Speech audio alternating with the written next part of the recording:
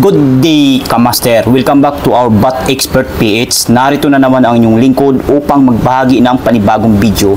So, ang topic natin sa araw na ito ay paano malalaman kung okay pa ang battery ng motor. So, meron tayong battery dito na Dewey. Ayan po, Dewey. Motorcycle battery. Ang size po sa battery nito ay ito po, 12 in 5-BS. Yan po ang kanyang pinaka-size. Ayan po, ang itsura. Ito ay 5 ampere hour, 12 volts, maintenance free battery. Ibig sabihin, less hassle, hindi na kailangan na magtutubig pa kasi ang battery nito ay ready to use, maintenance free, disposable. At once na ma-meet ang 2 to 3 years, automatic i-dispose na ang battery nito. Sa madaling salita, papalitan na ng panibagong battery. So ayan po ang itsura. So medyo matangkad siya. So itong battery nito ay battery ng ating customer. Ito ay ipapacharge lamang niya. So bago natin i-charge itong battery na to, kailangan mo natin i-monitor o i-battery tester natin. Alamin muna natin kung ilang voltahe ng battery nito.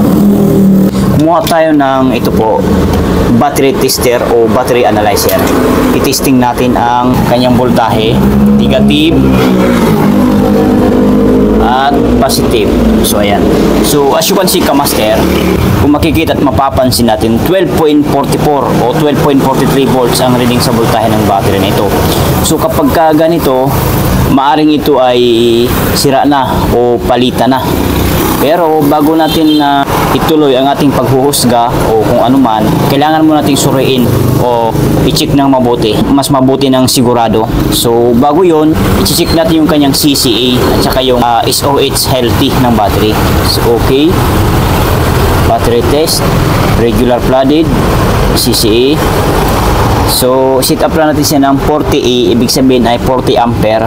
Kasi ang battery nating tinitik ngayon ay 5 ampere hour lang naman. So, okay na yan. So, okay na natin sa yan. So, testing. So, titigan. Boom! Pansinin natin. Replace po ang nakalagay dito. Ibig sabihin, ang battery ay papalitan na ng panibago kasi sira na po ito. Replace na nga po ang nakalagay din eh. Din ang kanyang tinatawag na CCA ay 30 CCA na lang. Ang kanyang voltahe ay 12.42 volts. Ang SOA, state of health ay 56%. SOC, state of charge ay 70%. R resistance 91.01. So replace, kulay pula ang light indicator ng ating battery tester o battery analyzer. Ayan po. Pero ito ay ating i-observe pa lamang po ha. Atin itong i-charge sa ating standard battery charger. So ayan, tanggalin na natin.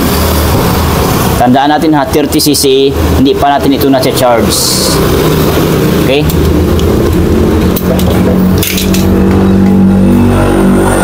So atin po siyang i-charge. Kabit lang natin itong alligator clip ng battery charger dito sa positive. Yan, sa kulay pula. Ito naman sa kabila sa kulay itim. Yan, sa minus sign. So atin na siyang i-saksak dito sa unplug. Dini.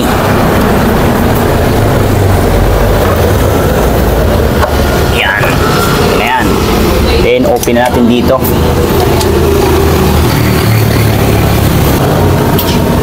Ayan.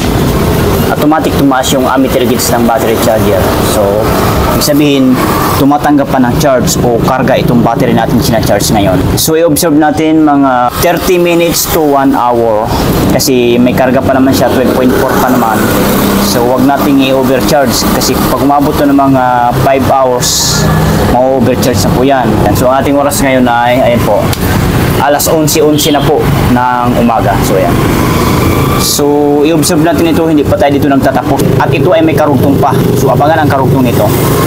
Ito na, mga Kamaster, ang update sa battery natin kina-charge kaninang umaga, 11:11 ng umaga. So, ang ating oras ngayon ay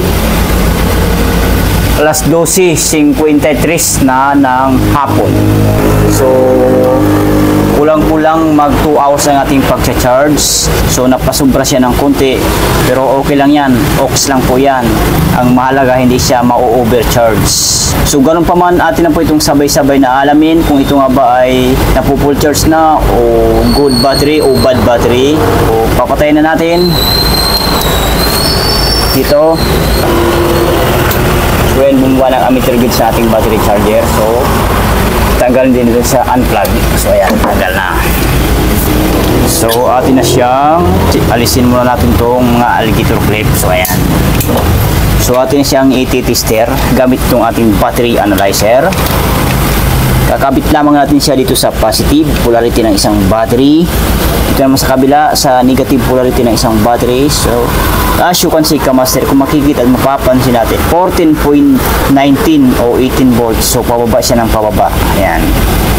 So iti-test na natin yung kanyang CCA. Battery test, check connection. Check down connection. So ulitin natin. Balik natin sa arrow. Konti. So ayan. Check natin ang connection. Ulitin natin. So ayan. So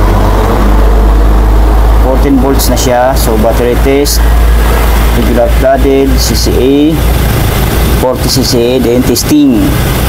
So ayan, titigan ng mabuti, huwag kukurap. Boom! Pansinin natin, good battery ang nakalagay dito. Din ang kanyang CCA ay 70 CCA, then 13.99 volts. Ang SOH state of health ay 100%.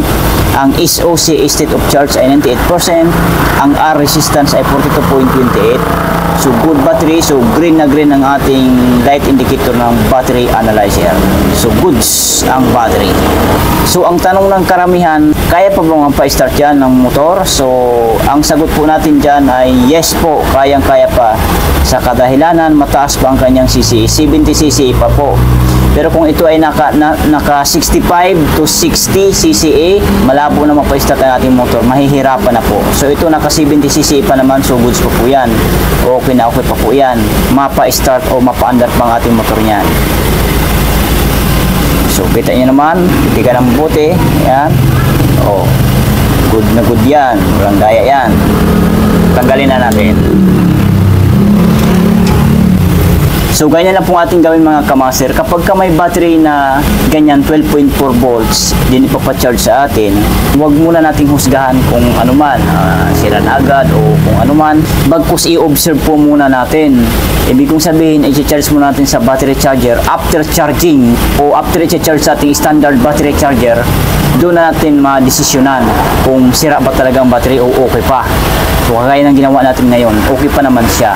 Pero kanina nung battery analyzer natin, ang CCA niya ay 30 CCA na lang, hindi pa po yun na-charge. Na-charge natin ngayon ng kulang-kulang mag 2 hours, tumataas po ang kanyang CCA. So nagpapahiwatig na goods pa talaga ang battery nito. So yun lang, sana nakatulong sa inyo ang video na ito. Kung nakatulong ang ating video, please give me a thumbs up. Pakishare na rin sa inyong mga friends, kakilala, kung sa tingin mo na matutulungan ang ating video. And huwag kalimutan mag-subscribe sa ating YouTube channel, Bat Expert PH, na dating BMI Motolite. Bye!